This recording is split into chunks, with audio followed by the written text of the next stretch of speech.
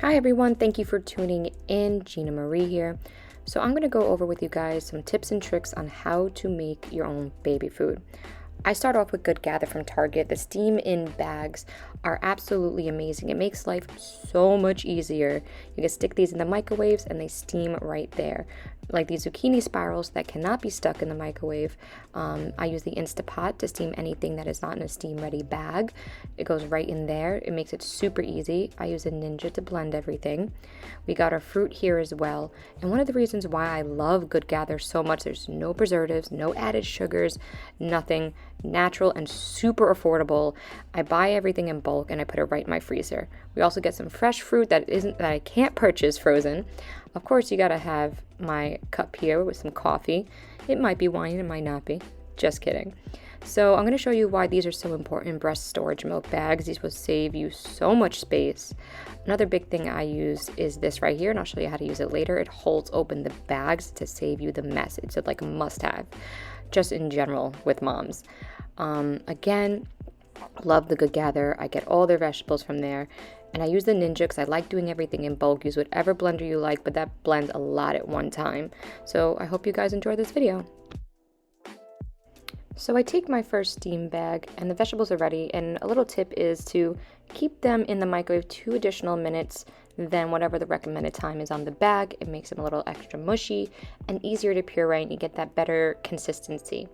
So another hack that I like to do, and maybe it's not a hack, most moms do it, but instead of using water to get that consistency you want, I use formula, or if you're using breast milk, and it has the extra nutrients, and I make sure she's getting the right amount of ounces per day.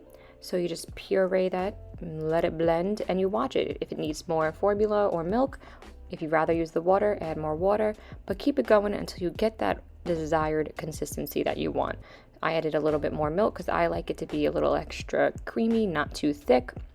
You just keep this process going until you get the right consistency.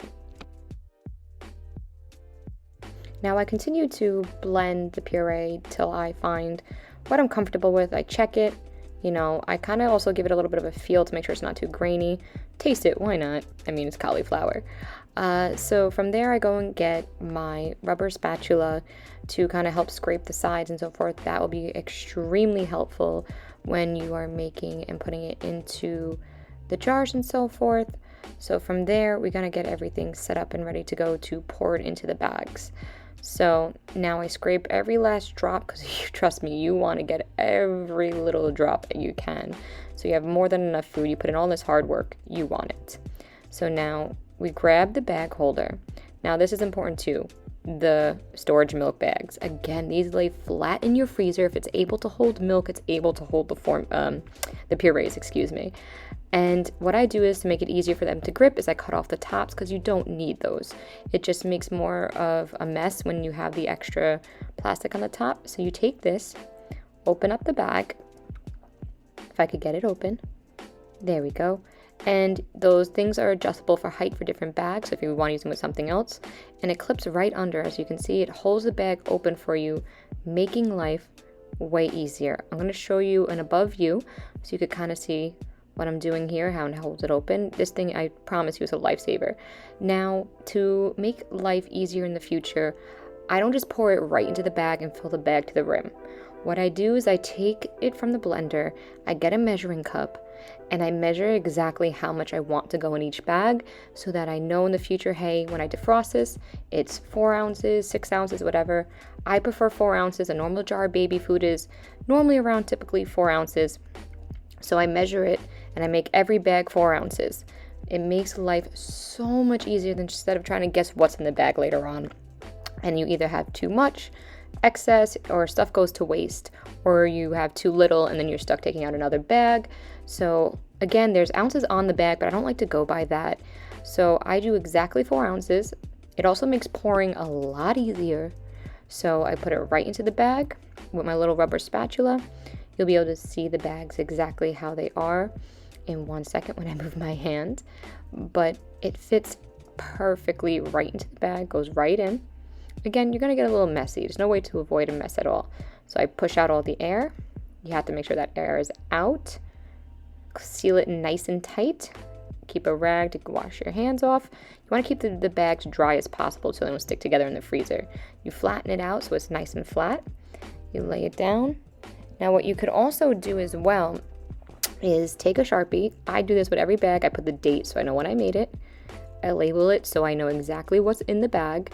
And since I know it's 4 ounces and all my bags are 4 ounces, I don't put the ounces. You can label the amount in the bag. Sometimes I might make a 2-ounce bag, so on and so forth. And I just repeat this process over and over again until I'm done. And that works for me. And I promise you this will really, really help speed up the process and avoid making as much of a mess. I wanted to show you guys how I use the Instapot real quick. I buy this little copper pot. I have a little rack in there with about 1 inch of water inside the Instapot. I put this copper pot with the vegetables in it right on top of that little rack. And then I put the Instant Pot on high for about 30 minutes and I let it steam and then just replace. And I go on to the next vegetable. Depending on the vegetable and how much you have of it will determine the steam time. I normally put a minimum of 30 minutes just to make sure, like I said, extra mushy, makes it way more easier to blend. You get less chunks of it. Don't mind my family walking in my video on the side. So again, now I was on to the spinach. So again, I also have things going on in the microwave. I have something always constantly going. So that goes while I'm pureeing. Now, I keep the process and basically a system of bagging, steaming, pureeing, bagging, steaming, pureeing. I even do some fruit. I pop those in the microwave to make them a little softer too and easier to puree. It's just an ongoing process. And one of the products I really love too is these silicone freezable and microwavable trays. This one is by Nuke and each one of those individual portions is exactly 2 ounces. So I filled them up. I had to lay them flat in the freezer. And I purposely use these for fruit more so because I like to take them out and allow Logan to have things to chew on, or if I want to chop them up and put in her little silicone passy. This one is in 1 ounce little cubes, so I use that more so if I wanted to have a snack. I pop it out of the freezer and I could defrost it right into the microwave. These things are great. You could use them to make little souffles or steam puffs out of them, like with egg or anything, and put them right into the crock pot. Once she's at that stage, I'll show you guys how to do that. Now, I absolutely love these silicone trays. It makes it super easy. Now, this is the aftermath. It was a little bit messy, and again, it's worth it. I put a plastic tablecloth down, so all I gotta do is fold it up and throw it right out. Everything goes right into the freezer. I lay them flat. The trays, everything has to be laying flat, otherwise you're not gonna save yourself space. Now, once they're solid, I put them in a basket. And you can see that this saves up so much more space using the milk bags, and you're able to pull them out. I had them all labeled, and again, 1, 2, 3, they defrost a lot faster laying flat like this, and it's so worth it. A lot easier. Again, not everyone has the freezer space, but I make it in bulk purposely. This will last me about 3 weeks. So again, each one of those bags is a day's worth of food. So that's it. Thank you guys so much for watching, and don't forget to subscribe and tune in next time.